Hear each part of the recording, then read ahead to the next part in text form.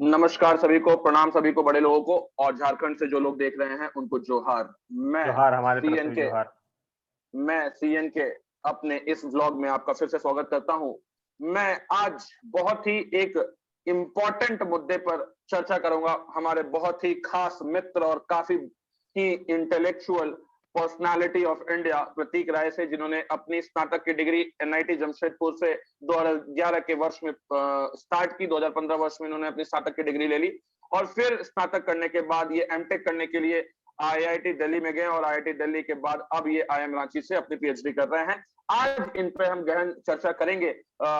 उत्तर प्रदेश का एक बहुत ही इंपॉर्टेंट जो विधेयक आया है, जनसंख्या नियंत्रण विधेयक, जो वहां के उत्तर प्रदेश लॉ कमीशन ने अभी ही कुछ दिनों पहले ड्राफ्ट किया है और लोगों से 19 जुलाई तक सजेशंस मांगे गए हैं कि इनमें और क्या बदलाव होने चाहिए। तो हमें भी लगा कि हम भी एक संवाद के माध्यम से अपनी कुछ बातें जो हैं लोगों तक पहुंचाए और इसके क्या प्रोज एंड कॉन्स हैं वो हम डिस्कशन करेंगे प्रतीक राय से। तो सबसे पहला पहला जो रिएक्शन लेते हैं प्रतीक राय का जनसंख्या नियंत्रण विधेयक पे, उसके बाद मेरी जो व्यू है वो देना चाहूंगा। तो प्रतीक राय साहब, आप क्या बोलना चाहेंगे इस विधेयक के बारे में कि क्या है क्या ये विधेयक भारत में जरूरी है, उत्तर प्रदेश में लाया गया है तो भारत में भी जरूरी है, और इसके क्या फायदे आप पहली नजर में लोगों को समझाना चाहेंगे?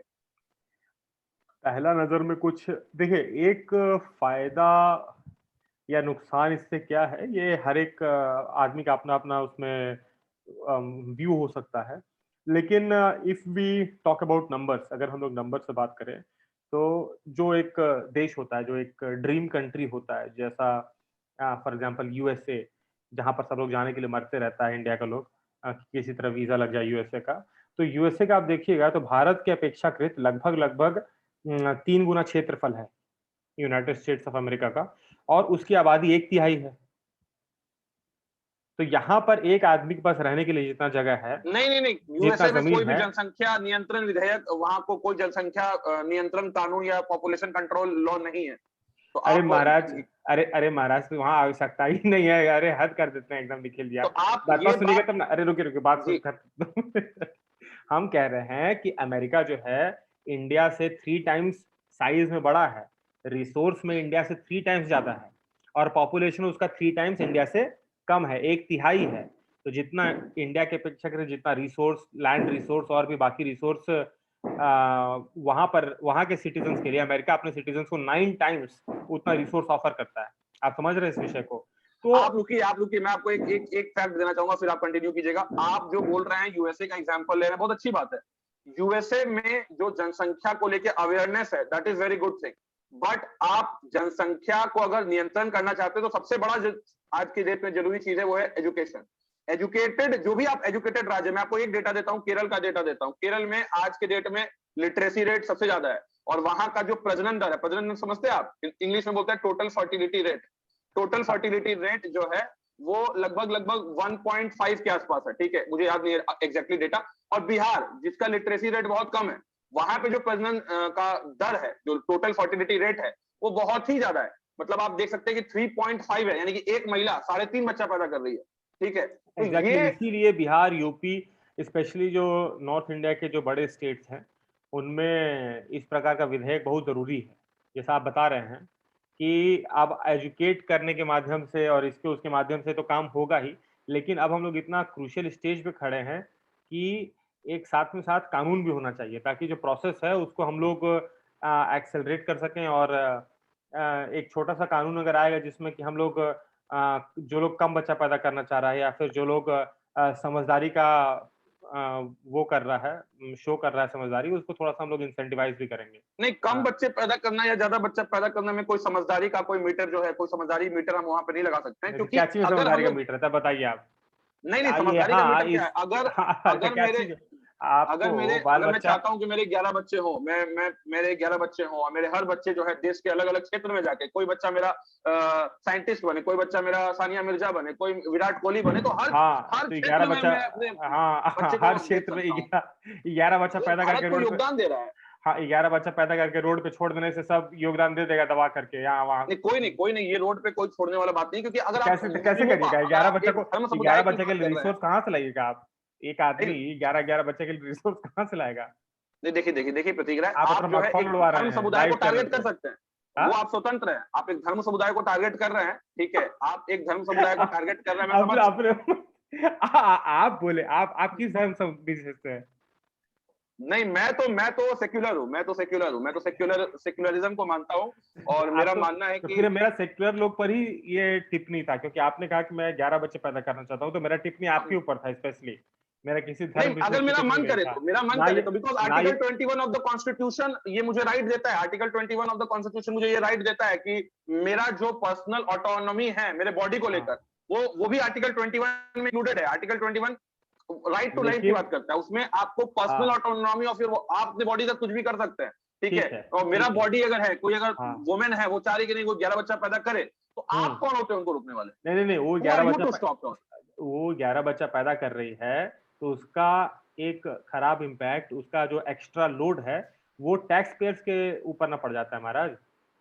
कैसे कैसे? नहीं नहीं, ये गलत बात है। ये चुनावी चुनावी मुझे लगता है कि अभी कुछ दिनों पहले आपके पापा का डीए जो है वो बीजेपी सरकार ने रिलीज कर दिया, तो आप अब बीजेपी की तरफ से होके बोल रहे हैं। कुछ दिन पहले आप बीजेपी को गाली दे रहे थे, तो ये गलत बात है। आप जो बीजेपी है यहाँ सच्चे पर में बात कीजिए। बीजेपी और कांग्रेस की बात नहीं है। अगर ये पॉलिसी कांग्रेस भी लेकर के आता तो हम उसका भी सहयोग करते। नहीं नहीं नहीं, ये डीए पॉलिसी रिलीज के किया बारे में मोदी, डीए रिलीज किया, इस पर तो हम खुश हैं ही, ये तो अलग विषय है। लेकिन ये जो पॉलिसी है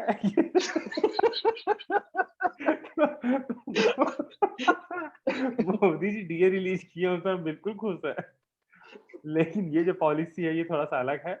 लेकिन नहीं अगर नहीं, आपके आपके बातों से ये लग रहा है कि आप एक धर्म समुदाय को टारगेट कर अरे रहे हैं, और मैं बिना मतलब का आपको लग रहा है ऐसा? आप नहीं, आप एक धर्म समुदाय भांग को खा के अगर बैठे आप हैं क्या? नहीं भी टारगेट कर रहे हैं, तो आपको टारगेट नहीं भी करना चाहिए, क्योंकि उस धर्म समुदाय का भी जो टोटल फर्टिलिटी रेट है, जो प्रजनन दर है, वो काफी कम हुआ है। वो कितना है 3.966 यूपी में? करके अच्छा, आज, यूपी के कंटेक्ट से बात करें, कितना यूपी में? नहीं यूपी में तो ये 4.16 है, लगभग एक वहां महिला 4 बच्चे पैदा कर रही है। ये मुस्लिम का है, और हिंदू का तो 3.5 के आसपास है। हम अभी जो 2011 का सेंसस का डेटा है उसको आप चेक करिए। हिंदू का जो है हिंदू समुदाय का, क्योंकि आप ही मुद्दा लेकर के आए बीच में, हम अभी तक किसी को टारगेट किए ही नहीं थे, जो इसलिए हम अच्छा इसको मेंशन कर रहे हैं कि अच्छा अच्छा, 2.6 है। और हिंदुओं का, हाँ, अब मुस्लिम लोग का अच्छा 3.2 के लगभग में है शायद। हाँ वही, अब शायद थोड़े अब ये हाँ, हो गया होगा, ठीक तो ठीक। 3.2। तो अब आप बोलेगा कि अरे 2.7 से 3.2 थोड़ा ही तो ज्यादा है, लेकिन जब ये चीज बड़ा होकर के 20 करोड़ नहीं 24 नहीं, फिर करोड़ आप टारगेट कर रहे हैं, फिर आप टारगेट नहीं कोशिश कर रहे हैं। आप सबके लिए बात करिए कि ज्यादा है या कम है। टारगेट हो, देखिए देखिए 2.6 भी ज्यादा है तब तो, 2.6 भी ज्यादा है तब तो। मिनिमम कितना होना चाहिए? मिनिमम मिनिमम तो मुझे तो लगता है कि 2.1। टोटल फर्टिलिटी रेट अनकॉन्स्टिट्यूट, मतलब कि total fertility rate, population control law जो है वो अनकॉन्स्टिट्यूशनल है, नहीं, असंवैधानिक है। ये आप कैसे डिसाइड करेंगे? आप कौन सा बहुत बड़े कानूनविद है जो आप डिसाइड करेंगे कि नहीं, अनकॉन्स्टिट्यूशनल है मुझे कि क्या आर्टिकल है? 21 पता है, मैंने आर्टिकल आपको 21 पढ़ी हुई है। वैसा ढेर सारा आर्टिकल है, वो जो है अगर कानून के अगेंस्ट में जाएगा तब आपका यहाँ पर अभी देखिए, ये जो आतंकवादी सब पकड़ाया था यूपी में, वो आतंकवादी लोग का बेल कराने के लिए, वो आतंकवादी लोग का केस लड़ने के लिए जमाते उलेमाए हिंद करके एक तो संगठन है देश के अंदर, उन लोग को लीगल असिस्टेंस प्रोवाइड करा रहा है। तो नहीं अगर ये भी ये संवैधानिक है। आप किसी को भी, आपको फ्री लीगल असिस्टेंस प्रोवाइड करना, ये भी संविधान में लिखा गया है, तो इसमें हाँ कोई हाँ, असंवैधानिक बात नहीं है। नहीं नहीं, ठीक है, सही बात है। जैसे अब राम मंदिर का मुद्दा तो जो था, तो राम मंदिर के जी, खिलाफ कांग्रेस के कपिल सिब्बल केस लड़ रहे थे राम मंदिर के अगेंस्ट में, तो वो तो उनका कॉन्स्टिट्यूशनल राइट था, तो संविधान के हिसाब से बात सही है। लेकिन एक मैसेज भी तो जाता है कि आप किसके साथ खड़े हैं, आप किसके साथ नहीं खड़े हैं मार्केट इसमें, समाज में।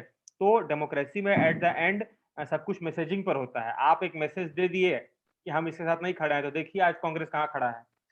तो उसी प्रकार से जो मैसेजिंग है यहाँ पर वो सिंपल है कि अगर आप जो बोल रहे थे कि अगर ये अनकॉन्स्टिट्यूशनल है, आप किस बेसिस से बोल रहे थे हमको नहीं पता है, इस डोमेन में तो आपका कोई एक्सपर्टीज है नहीं, लेकिन क्योंकि आप मुंह खोल के बोल दिए, तो अगर अगर अगर सही में अनकॉन्स्टिट्यूशनल है ना, तो वहां पर बहुत सारा लोग है जो वहां इस बिल को कोर्ट में घसीट देगा, और फिर law will take its course, और देश में कानून का राज है। तो फिर अगर अनकॉन्स्टिट्यूशनल नहीं, होगा तो उसको आप देखिए, आप मुझे मेरे ऊपर पर्सनल अटैक कर सकते हैं, लेकिन जो सच बात है प्रतीक राय, वो सच बात रहेगी, ठीक है। ये आर्टिकल 21 हमें अपना बॉडी को लेके एक पर्सनल ऑटोनॉमी का भी राइट देता है, और इस समय ये जो संविधान में आपको संविधान के प्रावधानों को अगर आप चेंज करके ये लॉ लाएंगे तब ये अनकॉन्स्टिट्यूशनल नहीं रहेगा। फिलहाल ये अनकॉन्स्टिट्यूशनल, पहली बात। अरे दूसरी बात, संविधान, अरे आप कैसे बोल सकते हैं कि संविधान के अगेंस्ट है? अरे मैं कैसे बोल सकता, क्योंकि मुझे संविधान के बारे में थोड़ी सी जानकारी है, मैंने थोड़ा आपकी संविधान थोड़ी पढ़ा सी, हुआ है। आपकी जो स्थान विशेष में जो बाल उगते हैं उतनी सी जानकारी है आपको। तो उसके बेसिस पे आप बोल दे रहे हैं कि अनकॉन्स्टिट्यूशनल है। नहीं नहीं, देखिए ये आप जो पर्सनल अटैक मेरे पे कर रहे हैं इसका जवाब मैं बाद में दूंगा, ठीक है। इसके बाद जो दूसरी नहीं, नहीं, दूसरी नहीं। जो दूसरी लूप होल देखिए है देखिए, आपके, अब आप बात सुनिए, अब आप बात सुनिए, आप मुद्दा को भटका दे रहे हैं। पहले तो आप, हम कभी किसी को टारगेट नहीं किए थे, आप अपने मन से बोले आप टारगेट कर रहे हैं। नहीं नहीं, और आप क्योंकि आपकी आप, आपकी बातों से ऐसा लग रहा है कि आप एक धर्म समुदाय को टारगेट कर रहे हैं और हम जैसे सेक्युलर लोग इसके खिलाफ हमेशा खिलाफ रहेंगे। देखिए धर्म विशेष का बात नहीं होता है, बात होता है ना, जैसे हम लोग किसी में भाई भाई में भी विवाद हो जाए, अगर जैसे हाँ। एक बाप है, बाप का संपत्ति है, तो बाप का संपत्ति में दो भाई में विवाद हो गया कि हमको इतना चाहिए, हमको उतना चाहिए, तो वो विवाद तो लाजमी है। जब बंटवारा होता है तो विवाद हो जाता है, लेकिन विवाद मनमुटाव का रूप ना ले, ये इंश्योर करना चाहिए। दो ठीक है, भाई हम को, लोग अब डिस्कशन पे आते हैं, प्रतीक राय, और यही डिस्कशन डिस्कशन, में पहला, आप डिस्कशन में सबसे पहला चीज यही है कि आप नहीं आप कह रहे हैं कि ये बिल लिमिटेड देश, कॉन्स्टिट्यूशनल है, मैं देश कह का, रहा हूं कि बिल अनकॉन्स्टिट्यूशनल है। हम नहीं कह रहे हैं कि बिल कॉन्स्टिट्यूशनल है, हम तो कह रहे हैं कि बिल बहुत जरूरी है। बाकी कॉन्स्टिट्यूशनल है कि अनकॉन्स्टिट्यूशनल है, कोर्ट बताएगा।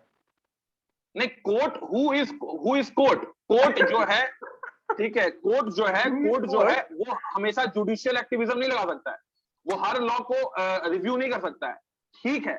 जुडिशियल एक्टिविज्म का राइट जो है सुप्रीम कोर्ट को हमेशा नहीं दिया गया है, ठीक है। तो कोर्ट को कुछ ऐसे फील्ड है, जैसे फंडामेंटल राइट अगर वायलेट कोई मेरा करेगा तो वो फंडामेंटल राइट का मेरा गार्जियन सुप्रीम कोर्ट है।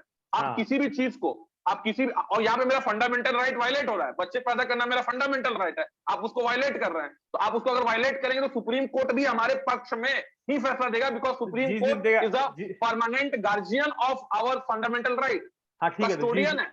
हाँ तो जिस दिन देगा उस दिन बात किया जाएगा उस पर भी। अभी फिलहाल तो अच्छा ठीक है। हाँ फिलहाल आप नहीं कह सकते कि अच्छा, अनकॉन्स्टिट्यूशनल है। दूसरी बात, इस बिल में ये कहा गया है साफ तौर पे कि अगर आपके 2 से ज्यादा बच्चे हैं, ठीक है, तो आपको कोई भी सरकारी नौकरियों में कोई भी स्थान नहीं दिया जाएगा, आपको कोई भी सरकारी, हाँ यूपी में हाँ। कोई भी सरकारी सब्सिडीज नहीं दी जाएगी। हाँ तो क्यों और दिया जाए आपको? आप, क्यों नहीं दिया पहले जाए आपको? मैं बता दे रहा हूं अपने जो ऑडियंस है उनको एक जानकारी दे दे रहा हूं, फिर मैं आपकी जो है पॉजिटिव या जो भी नेगेटिव इस पे कमेंट है बोलूंगा।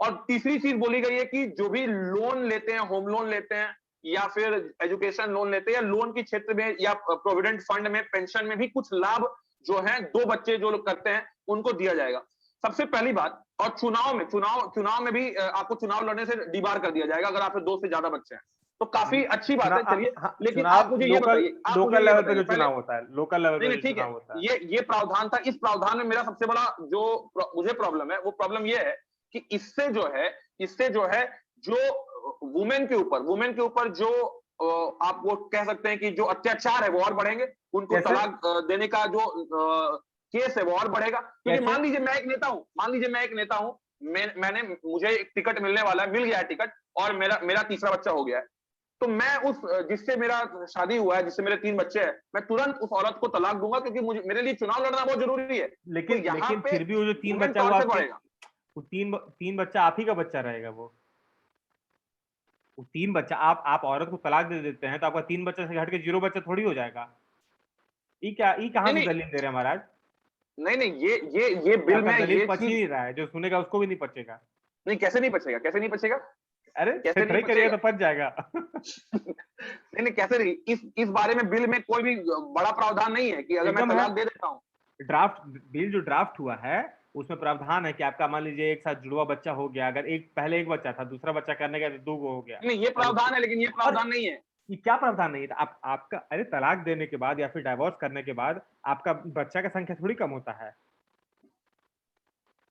नहीं, ऐसा बिल में मुझे नहीं लगता कोई प्रावधान है। आपका लीगल बच्चा है महाराज 4 गो। कैसे लीगल बच्चा है? अगर मैं पॉलीगैमी हिंदू मैरिज एक्ट में पॉलीगैमी अलाउड नहीं है। हाँ। तो मैं जब एक शादी से हूं, मैं उस शादी को नहीं मानता हूं, मैं बच्चे को भी नहीं मान सकता हूं।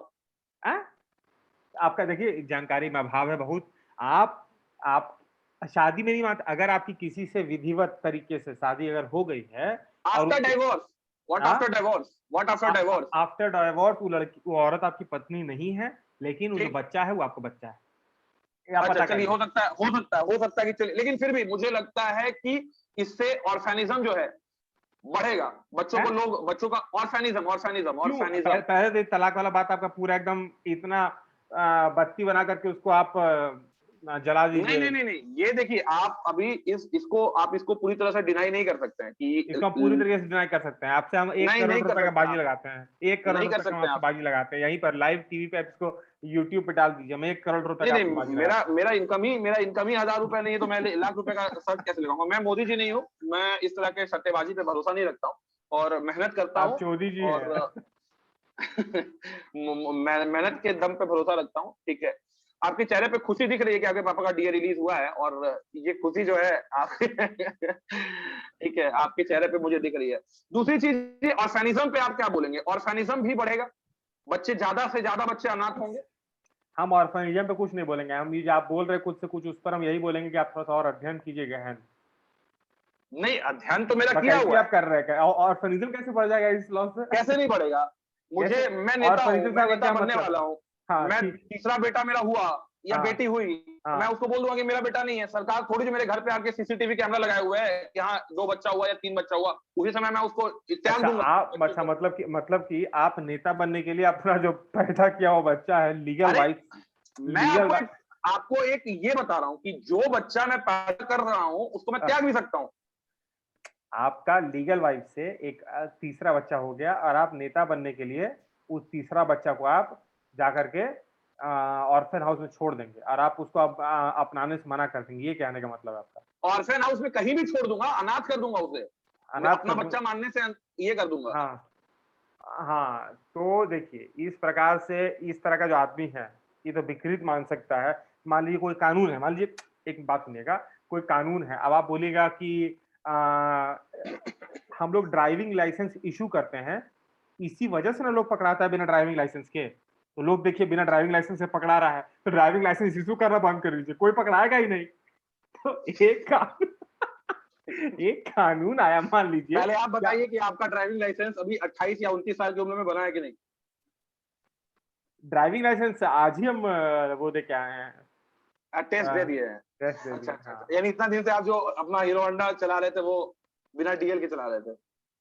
ये इसका क्या प्रसंग है, ये कैसे प्रासंगिक है यहाँ पर? नहीं, इससे पता चलता है कि आप कानून के कितना साथ हैं। इसे पता चलता है कि आप कानून के कितना साथ हैं। हाँ, आपको कितनी जानकारी है, आप खुद भी उस चीज को फॉलो कर रहे हैं कि नहीं? नहीं तो वही चीज है कि मान लीजिए एक कानून आया कि आपको 2 से अधिक बच्चे पैदा करेंगे तो आप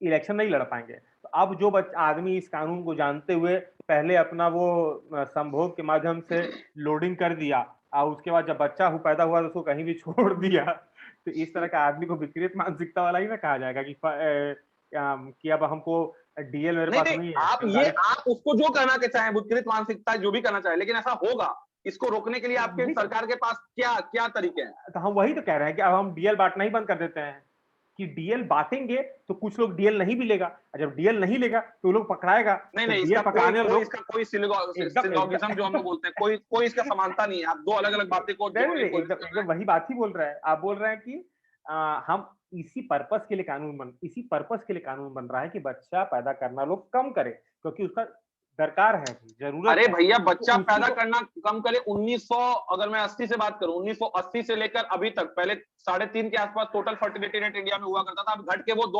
2.7 या 2.5 इस तरह से आ गया है। और अगर 2.7 है यूपी सुनिए में। सुनिए, पहले बात हाँ सुनिए, पहले आंकड़ों को समझ जाइए। हाँ। और 2.1 जो होता है वो उसको बोला जाता है रिप्लेसमेंट फर्टिलिटी रेट। मतलब 2.1 अगर देश का फर्टिलिटी रेट हो गया तो देश की जो जनसंख्या है वो ना तो बढ़ेगी ना घटेगी। 2.1 से अगर कम होगा तो 2.1 से कम होने के बाद देश की जनसंख्या घटेगी, और 2.1 से अगर ज्यादा हो गया तो देश की जनसंख्या बढ़ेगी। तो 2.1 के हम लोग करीब है, 2.5 है, तो यही तो वाई आप लोग, नॉट? यही तो देखिए देखिए देखिए, नेता 2.7। नेता ओह, लोगों के लिए आप भी नेता आगे छोड़िए ना, फ्यूचर में नेता बनेंगे। आप भी जो 2.7। बकौती यहाँ दे रहे हैं, आप नहीं नहीं बहुत अच्छा टू ये दे रहे हैं, ठीक है। ओफो, आप ही नेता 2.7 बनेंगे ये आगे चल देखिए, के, क्योंकि आप लोग आपको जैसे आदमी जो हैं, आप एजुकेशन आप पे कोई काम करेंगे नहीं, आप आप हेल्थ इंफ्रास्ट्रक्चर पे कोई काम करेंगे नहीं, आप क्या नाम है, बाकी जो भौतिक सुविधाएं हैं, सोशल इंफ्रास्ट्रक्चर पे कोई काम करेंगे नहीं, इकोनॉमिक्स के ऊपर कोई काम करेंगे, लेकिन वो कठिन है। आप हॉस्पिटल का मॉडिफिकेशन नहीं कर सकते हैं। हमने कोरोना काल में देखा कि कैसे हॉस्पिटल के चक्कर में कितने लोगों ने अपनी जान को गंवा दिया। तो ये करना आसान नहीं है। दूसरा, आप चाहते हैं कि सामाजिक सद्भाव ना बना रहे समाज में, आप चाहते हैं कि हिंदू मुस्लिमों के बीच जो प्यार है देश में वो ना बना रहे। इतना प्यार है कि प्यार पूरा प्यार है रोड पे। रुकिए सबसे प्यार भी है और वो प्यार बना भी रहेगा, अच्छी बात है वो सब। तो फिर सबसे बड़ा विषय ये है तो कि मेरा सवाल यही है कि आपका सवाल हम समझ गए, आपका सवाल हम समझ गए कि आप बोल रहे हैं कि योगी जी जो जिस चीज पर काम करना चाहिए उस पर काम नहीं करके आबादी घटाने पर काम कर रहे हैं। तो 2022 में चुनाव है यूपी में देखिए ये चुनावी हम कहीं पर चुनाव है, यूपी में आया है, बिहार में आया है, आसाम में है, क्योंकि अभी आसाम में भी आने वाला है, वो हेमंता बिस्वा शर्मा बोल रहे हैं, तो वहां पर तो अगले 5 साल चुनाव नहीं है। तो किसी भी स्टेट में आए ऐसा कानून, तो उसको हम लोग पूरे खुले हाथों से वेलकम करेंगे। यूपी के कंटेक्स्ट में नहीं, तब देखिए तब आपको ज्ञान की बहुत ही, आप बिना ही तैयारी के इस डिबेट में पहुंचे हैं। डिबेट करना ही नहीं हमको, हम कौन सा डिबेट कर रहे हैं।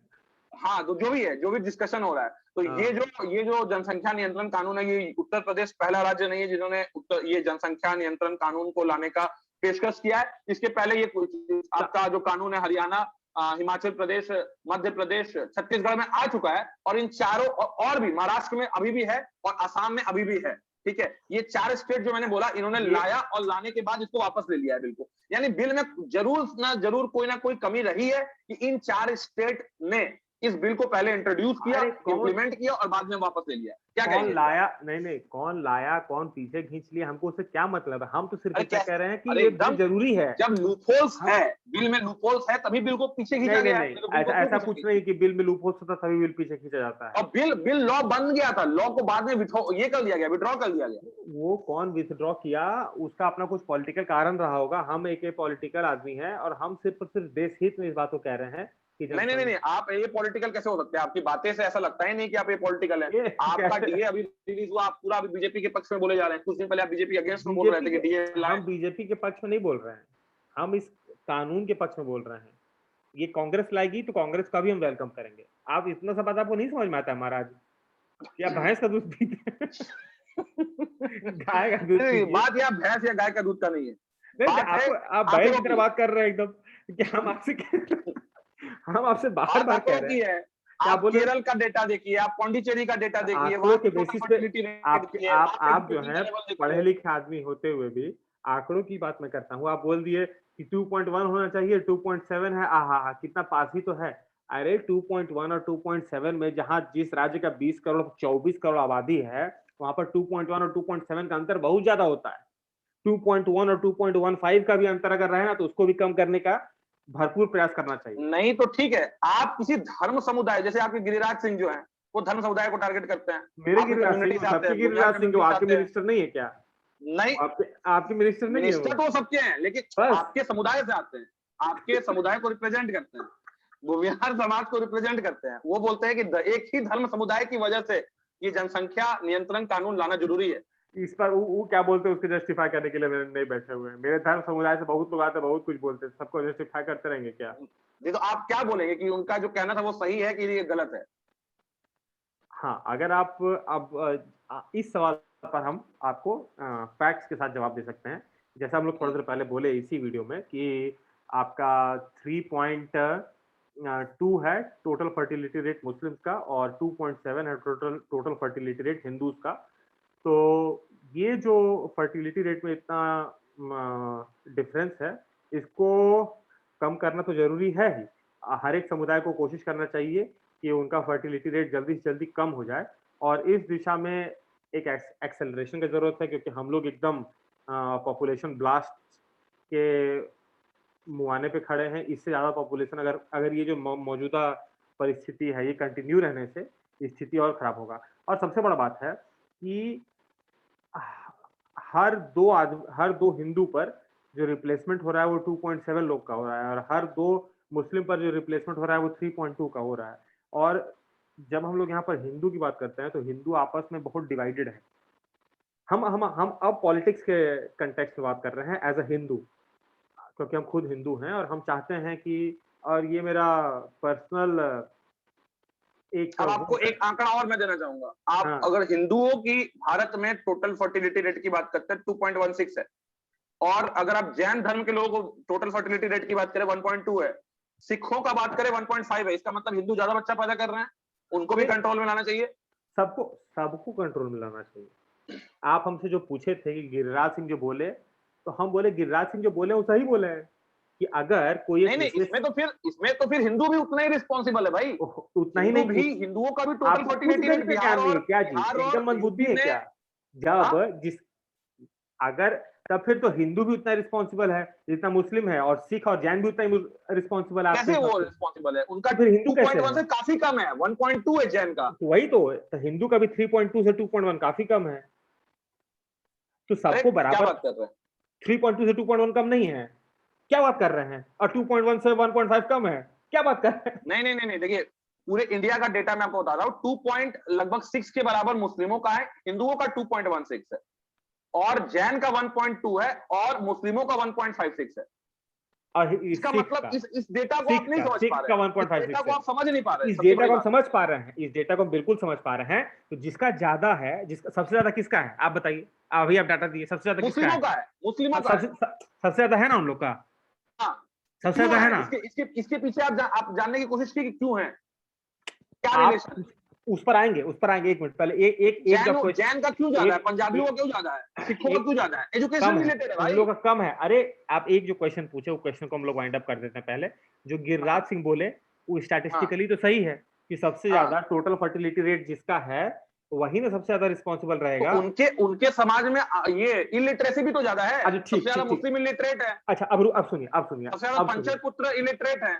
हाँ, देखिए आप पंचर पुत्र शब्द का इस्तेमाल कर रहे हैं, आपको कोई संवेदना नहीं है इन लोग के साथ। नहीं अरे नहीं, आप पंचर, बोले तो ये सही है। आप हम कुछ बोले ही नहीं है अभी उनको तक। पंचर बनवाने की जगह आप उनको स्कूल भेजिए, पंचर पुत्र स्कूल ना बनने दीजिए। मेरा स्कूल कहना वहां पे है।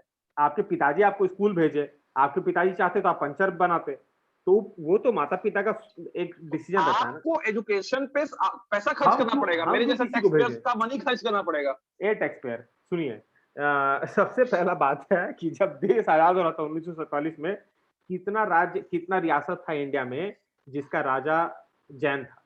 एक भी नहीं। कितना रियासत था इंडिया में जिसका राजा बुद्ध बौद्धिस्ट था? एक भी नहीं। कितना राजा था इस देश का, कितना रियासत था इस देश में जिसका राजा आपका पारसी था? एक भी नहीं। लेकिन इस देश के अंदर हैदराबाद से लेकर के, भोपाल से लेकर के, जूनागढ़ से लेकर के, एक नहीं, दो नहीं, मतलब कि अनेकों ऐसे रियासतें थी जिसका राजा मुसलमान था।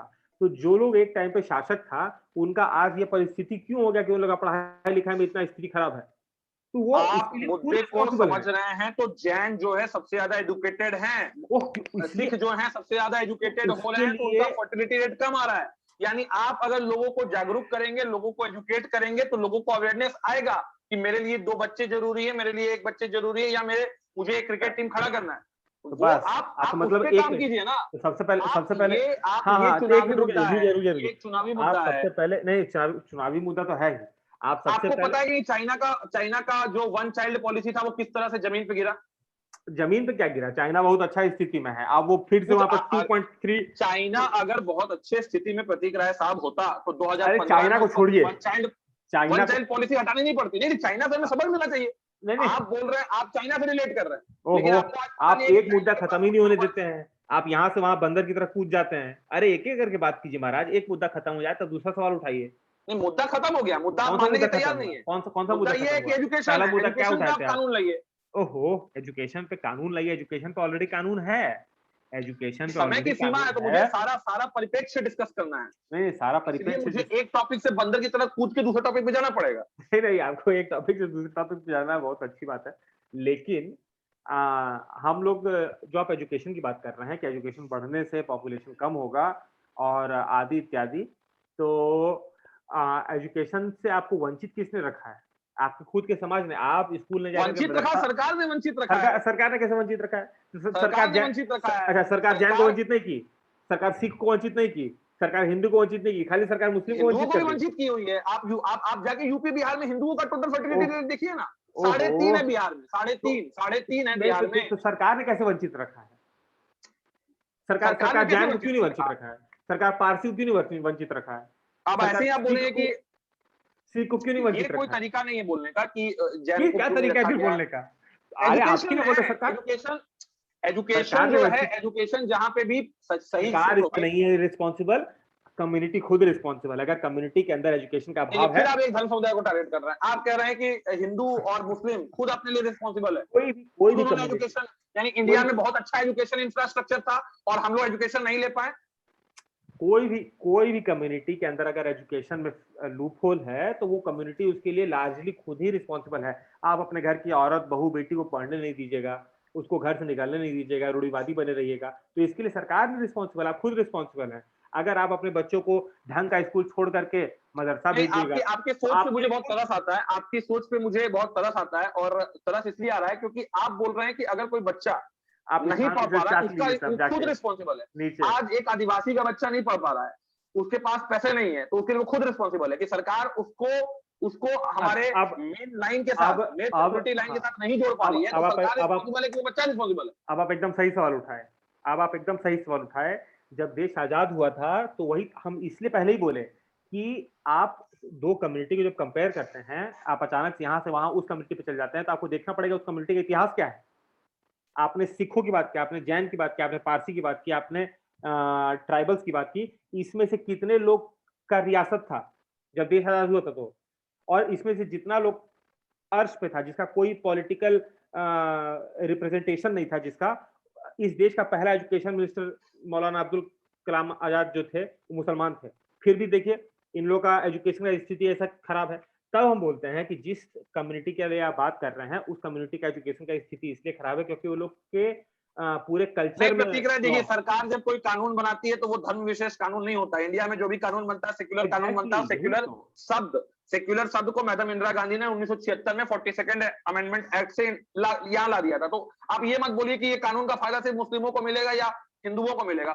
अगर आप कानून हम बोल बनाएंगे, ही नहीं अगर रहे आप ऐसा, पॉलिसी ऐसा हम लाएंगे, बोल ही नहीं अगर आप रहे कोई हैं। भी आप एकदम बेहुदा लंड आदमी, आप आप एकदम स्कूल खोलेंगे नहीं, यहाँ बेहतरी की बात नहीं है, आप बेहतरी की बात ही नहीं कर रहे हैं, ये कोई बेहुदा बात नहीं है। अगर आप स्कूल खोलेंगे तो वो स्कूल सेक्युलर स्कूल है, वहां सब कोई जाके पढ़ सकता है। तो आप काहे नहीं फ्री पढ़ रहा है सब? एजुकेशन काहे लेंगे मदरसा चला तो जाता आप है? ये नहीं बोलेंगे कि आप काहे हिंदुओं को मदरसा फ्री चला एजुकेट जाता कर है? रहे हैं। काहे मदरसा चला जाता है सब?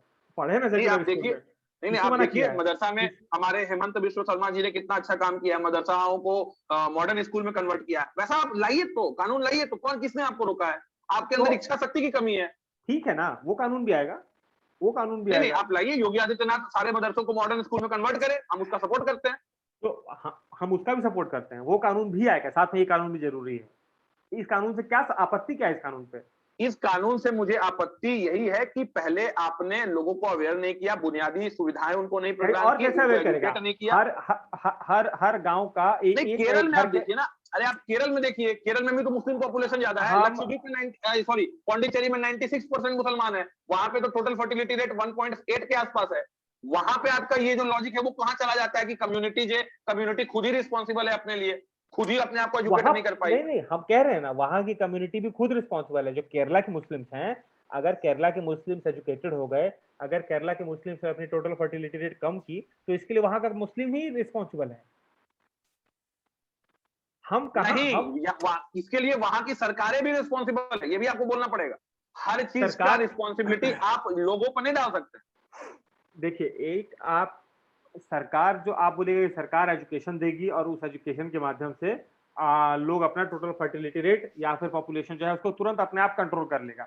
हम इस बात पर सरकार सहमत। एजुकेशन देगी नहीं, सरकार को directive principle of state policy सरकार ने फॉलो किया था 2004 में। डीपीएसपी में लिखा गया है, directive principle of state policy, संविधान में एक प्रावधान दिया गया है हाँ, तो कि उसके वेलफेयर स्टेट बनाने के लिए, वेलफेयर वेलफेयर स्टेट स्टेट बनाने के लिए सरकार को ऐसे कदम उठाने चाहिए। तो वैसे ही कदम उठाया गया 2003 या 4 में, जब free education, mid day meal जैसी योजनाएं शुरू की जाए। तो सब वैसी योजना ही शुरू। योजनाएं और क्यों नहीं शुरू की जा रही है? ये वैसी जनसंख्या वैसी नियंत्रण कानून आप बाद में लाइए।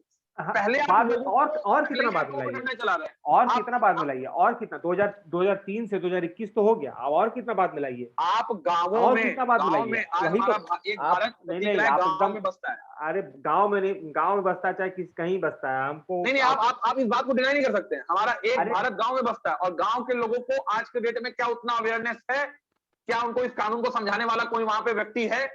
आप इस कानून को समझाने वाला व्यक्ति गांव का आदमी जितना अवेयर रहता है उतना हमारा आप अवेयर नहीं है। नहीं नहीं छोड़ नहीं, ये दीजिए। गलत बात है, ये आप गलत बात है। ये आप अपनी गांव की बात कर रहे होंगे जहाँ पे सारे लोग अच्छे पढ़े लिखे लोग हैं, सारे आईआईटी आईआईटी में गए हुए लोग हैं। अगर मैं अवेयर रहने के लिए आईआईटी जाने की जरूरत नहीं महाराज, ऐसे बात कर रहे। यहाँ पे लोगों को ये नहीं पता है कि उनके देश का प्रधानमंत्री कौन है, और आप उनको जनसंख्या नियंत्रण कानून समझाएंगे?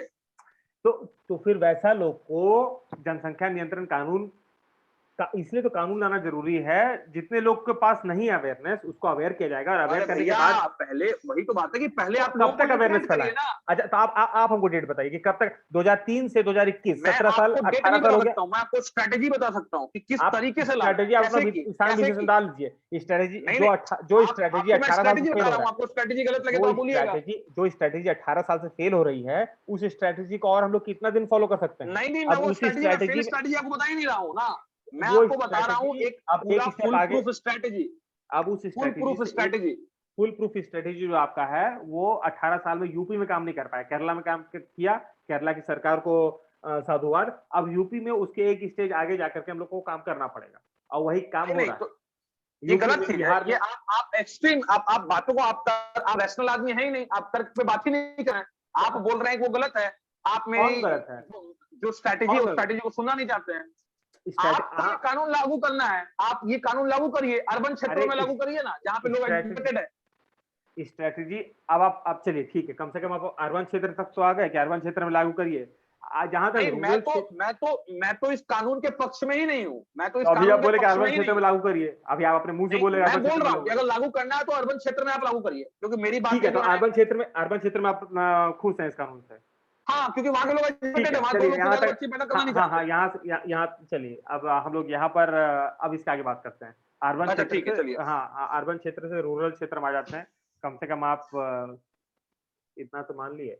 तो अब नहीं, मैं माना नहीं हूँ, मैं बोल रहा हूँ कि मिनिमम पॉसिबिलिटी ये करिए कि आप अर्बन क्षेत्र में लागू करिए, ताकि गांव के लोगों को इसका बेनिफिट हो। गांव के लोगों से बेनिफिट हो? गांव के लोगों को क्या बेनिफिट होगा? गांव के लोगों को आप एजुकेट कीजिए ना पहले। आप ये कानून जो है एक बार में नहीं आ जाता है, स्टडी करना पड़ता है, रिसर्च करना पड़ता है, तब कानून आते हैं। बहुत स्टडी हो रहा है, 18 साल से स्टडी हो रहा है सर। 18 साल से कि एजुकेट जो होना है ना, कि बच्चे दो ही अच्छे, ये 18 साल से चल रहा है।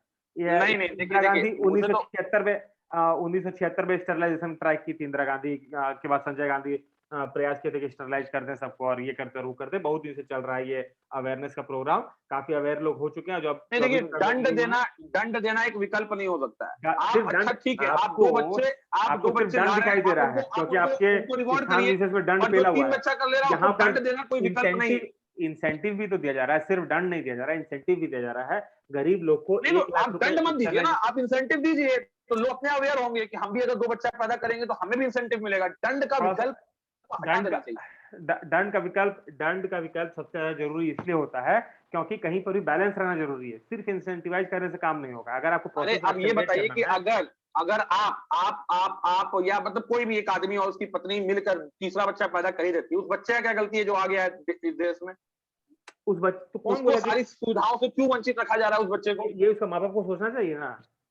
नहीं, ये भारत देश उस बच्चे का भी है, उस बच्चे के बारे में भी देश को सोचना पड़ेगा। उस बच्चे की कोई गलती नहीं है, उस बच्चे जो भारत में आ गया है। जैसे सफूरा जरगर जो है, सफूरा जरगर जाकर के वहां पर आंदोलन में, ये विरोधी आंदोलन में प्रेग्नेंट हो गई, तो उसके बच्चे की क्या गलती है? लेकिन उसका जन्म तो जेल में ही होगा।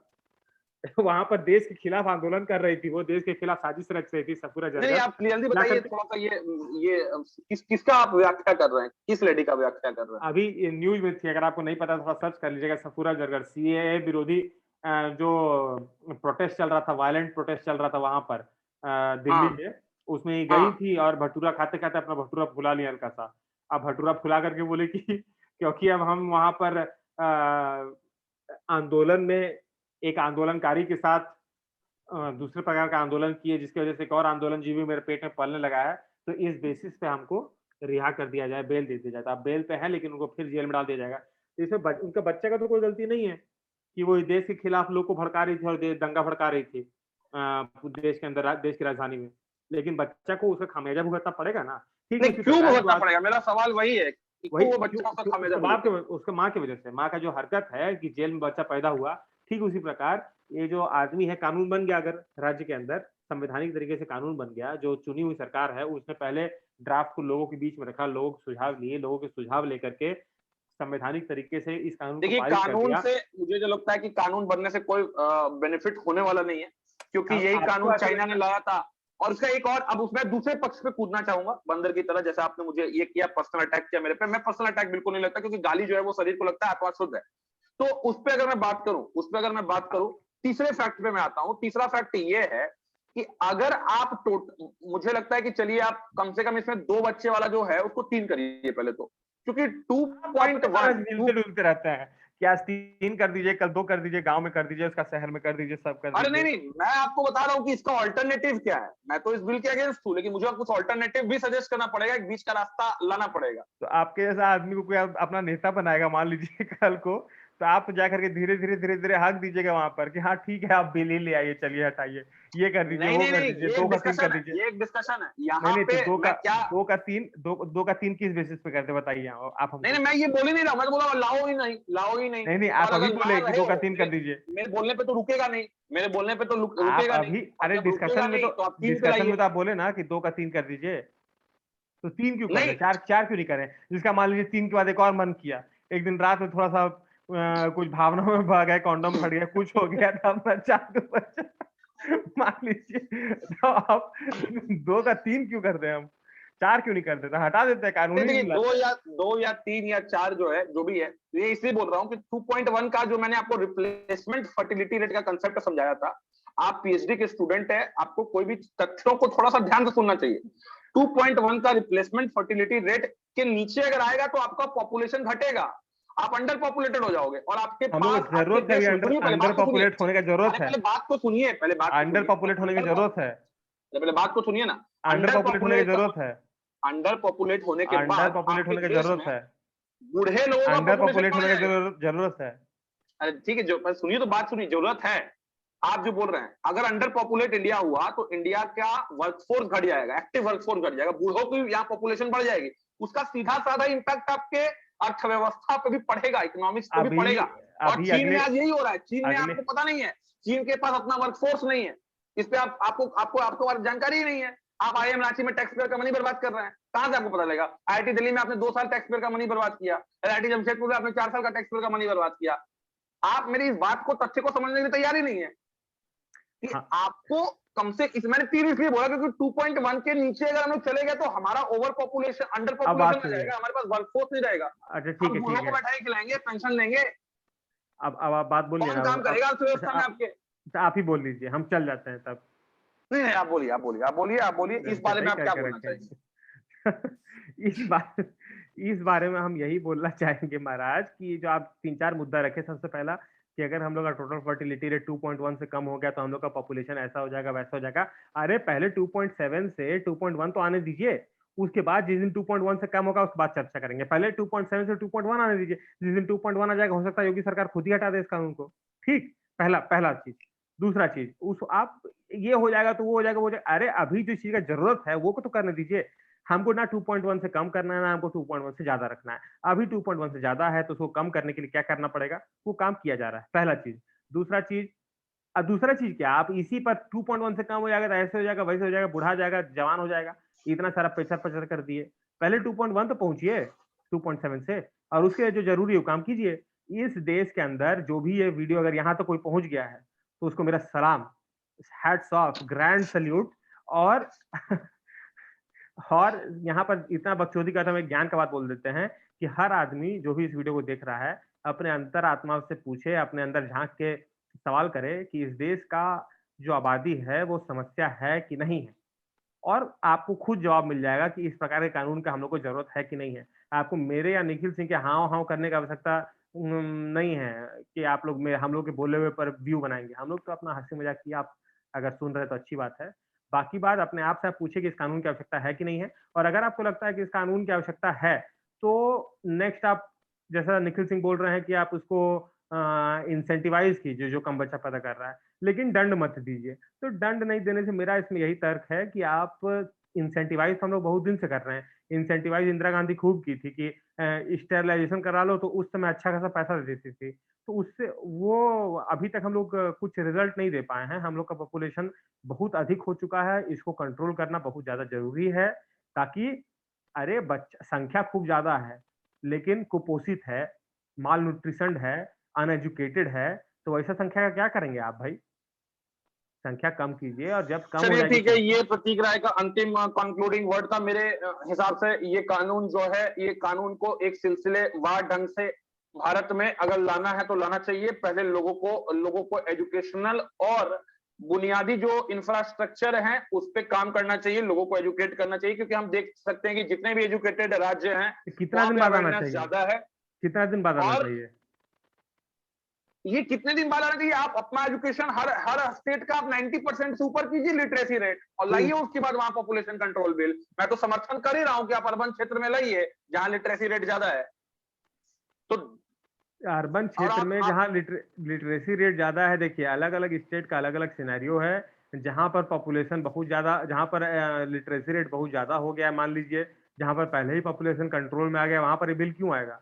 जहाँ पर इतने दिन से जो जो स्टेट पहले ही पिछुआ चुका है, जिस स्टेट का इतना खराब दुर्गति होने के बावजूद, केरला का तो ऐसे भी पॉपुलेशन डेंसिटी कम है, केरला का ऐसे भी आपका पॉपुलेशन पहले से कम है और उसके ऊपर से लोग कंट्रोल भी कर लिया है, तो वैसा स्टेट को जरूरत नहीं है लाने का। लेकिन तो यूपी क्यों जैसा देश, कंट्रोल किया, वही तो आप समझ नहीं पा रहे हैं। कंट्रोल का क्यों रीजन एजुकेशन है, अवेयरनेस है। कंट्रोल अब हम लोग के पास अब और समय नहीं है। यूपी के पास मौजूदा स्थिति में पहले ही 24 करोड़ से ऊपर आबादी आज की डेट में हो गया यूपी का। यूपी के पास अभी और अवेयरनेस का समय नहीं है, हम लोग देखिए, पहले ही आप इस केरला तरह से का अगर पिछड़ा। स्ट्रिक्ट रूलिंग बनाएंगे तो इस स्ट्रिक्ट रूलिंग को लॉ ब्रेकर्स ही ज्यादा होंगे, महिलाओं पे अत्याचार होगा। मेरा अभी भी मानना है महिलाओं पे अत्याचार होगा, बच्चे ज्यादा अनाथ इस होंगे। महिलाओं पर कैसे और अत्याचार होगा, ये तो आप एक्सप्लेन कर नहीं पाए ना। नहीं, महिला पे बिल्कुल कैसे, अत्याचार होगा, बिल्कुल कैसे अत्याचार होगा। कैसे अरे भाई, सबको लॉ पता नहीं है, सबको लॉ पता नहीं है। आप बोल रहे हैं कि प्रोविजन है कि आप सबको? तलाक देने के बाद भी जो मेरा बेटा है वो मेरा बेटा है, लेकिन मान लीजिए कोई अनपढ़ गंवार आदमी है, ठीक है, उसको नहीं पता, उसको लगा कि तलाक दे दूंगा तो ये बेटा मेरा नहीं रहेगा, तो कहां पे अब जाएंगे वहां पे आप? अनपढ़ गवार आदमी को तो ये भी नहीं पता है कि 2 बच्चा पैदा करने से क्या फ़ायदा है, या 4 बच्चा पैदा उसी को करने से क्या प्रतीक राय फ़ायदा है। अवेयरनेस तो कहते हैं। आपको अवेयरनेस, अवेयर करना पड़ेगा लोगों को। अवेयर करते-करते आज की डेट में 18 साल, 2004 से, 2004 के पहले से हम लोग, जब संजय गांधी जब पहली बार स्टेरिलाइजेशन का प्रक्रिया करना शुरू किया था, तो किस मुद्दे पे शुरू किया था? यही ना कि पॉपुलेशन कंट्रोल करना है हमको, इसलिए स्टेरिलाइजेशन शुरू किया था। तो मतलब एक एक तरह से समझ लीजिए कि उसी समय से लोग के बीच में चर्चा का विषय बन गया होगा कि हम लोग क्यों स्टेरिलाइज हो रहे हैं, क्या कारण है। तो उस समय से आज तक अवेयरनेस फैलाते-फैलाते जब समुदाय विशेष में कहीं पर 3.2 फर्टिलिटी रेट है, कहीं पर 2.6 फर्टिलिटी रेट है, तो जब इतना दिन का अवेयरनेस का काम नहीं हुआ, तो अब अवेयरनेस के साथ-साथ थोड़ा सख्ती भी करना पड़ेगा और इसीलिए ये कानून चलिए बहुत ठीक है, ज़रूरी है। इस चर्चा को यहीं पे एंड करते हैं। दर्शकों से पूछेंगे कि आपको क्या लगता है, आप किसके साइड है, पॉपुलेशन कंट्रोल बिल को लाना चाहिए, मॉडिफाइड वे में लाना चाहिए या नहीं लाना चाहिए? तो आप अपनी राय जो है इस वीडियो के कमेंट सेक्शन में लिख सकते हैं, और किस तरह के डिबेट्स आप चाहेंगे कि इस प्लेटफॉर्म पे डिस्कस हो, ये मुझे बताइए। तो ये फाइनल जो रिमार्क्स प्रतीक राय साहब ने दिया, उनका अपना आर्टिकल 19 का उन्होंने अपना यूज किया, फ्रीडम ऑफ एक्सप्रेशन अपना इन्होंने दिया, लेकिन मेरा अभी भी मानना है कि ये 2-3 चीजों का बुनियादी रूप से पूरी तरह से वायलेशन है। एक है आर्टिकल 21, जो कि आपको पूरी तरह से ये इजाजत देता है अपने बॉडी को लेके कोई भी पर्सनल ऑटोनॉमी आपके पास है। दूसरी जो है महिलाओं पे तो अत्याचार बढ़ेंगे। तीसरा जो है अनाथ आलय ज्यादा खुलेंगे, ऑर्फेनिज्म भी बढ़ेगा, और भी काफी चीजें हैं जैसे इन्फेंट मोर्टेलिटी रेट, और भी बहुत सारी चीजें जो हैं वो आगे आएंगी। तो इस पे और आपकी क्या राय है, आप अपनी राय कमेंट सेक्शन में दे सकते हैं। और गालियां अगर आपको देना है तो वो गालियां भी आप कमेंट सेक्शन में दे सकते हैं, लेकिन आप ये जानकारी याद रखिएगा कि गाली जो है वो शरीर को लगती है, आत्मा शुद्ध है। इसके लिए मैं आप सभी का धन्यवाद करता हूं। अगर आपने यहाँ तक वीडियो देख लिया है तो प्रतीक राय से कुछ अंतिम वाक्य लेंगे। प्रतीक राय साहब। नहीं, वीडियो अच्छा लगा और आप लोग भाई इस चैनल को सब्सक्राइब ज़रूर कीजिए, मेरा आपसे सबसे यही निवेदन है।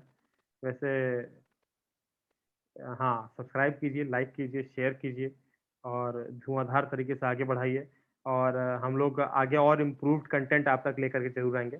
चलिए, जय श्री राम। जय नहीं नहीं आज ये सेक्युलर बने हैं, बहुत बड़ी की।